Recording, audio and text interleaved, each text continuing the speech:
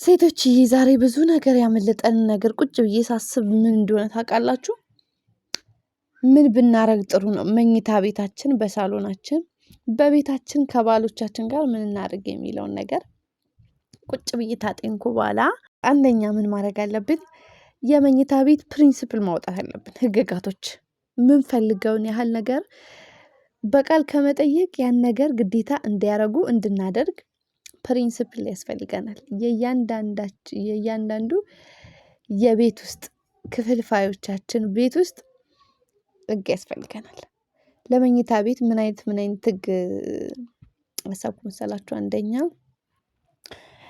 በጊዜ መኝታ ቤት መግባት፣ በቃ በሰዓቱ ጠብቆ መግባት ማለት ነው። ሁለተኛ ደግሞ የምትፈልጊውን ነገር መኝታ ቤት ላይ ማድረግ፣ በቃ ያስፈለገሽን ነገር ያህል ያለ ጥያቄ ያለ ጥያቄ ትዕዛዙን በመጠበቅ ወይም በቀን ልታረጊ ስኬጁሉን በቀን ምናምን ልታረጊ ትችያለሽ። እሱን ጽፈሽ ማስቀመጥ። ሶስተኛ ደግሞ ያሰብኩት ምን ነገር መሰላችሁ? ትዕዛዝ ወይም እምቢ ያላችሁን ነገሮች ባለ ሰዓት እናንተ ሳይሆን የምትናገሩት የጻፋችሁት ፕሪንሲፕል ነው። እግርሽን ሊያጥብ ይችላል። ከስር እንደር ምናምን ነገር ሊሆኑ ይችላሉ። እነሱን የማጠብ ግዴታ መጣል። አራተኛ ደግሞ ምን አሰብኩ መሰላችሁ? ሳሎን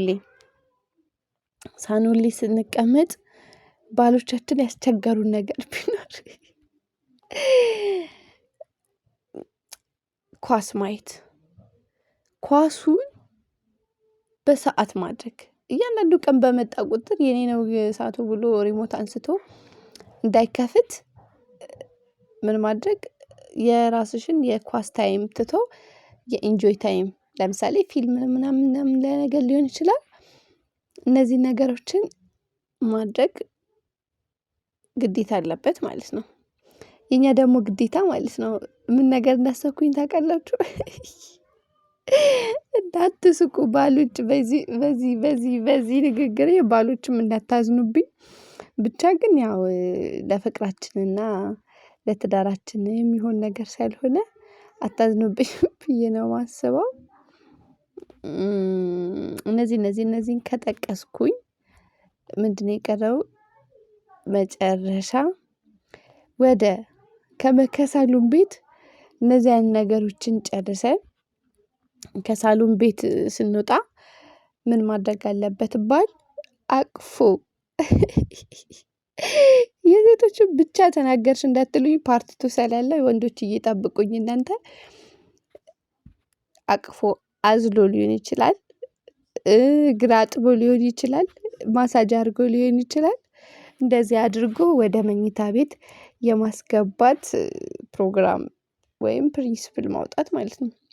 ግድ የላችሁም ይሄንን ካደረጋችሁ እውነት ላይፋችሁ በጣም ደስ የሚል፣ አብሶ ደግሞ በቃ የምሰማው ነገር የሰማሁትን ደግሞ ማለት ነው በፓርት 3 ስለምሰራለት በጣም ጥሩ፣ እውነትም የተናገረችው ለዚህ አይነት ኬዞች ጥሩ ነው ብላችሁ ታምኑብኛላችሁ፣ ትክክል ነው ብላችሁ ትወስናላችሁ።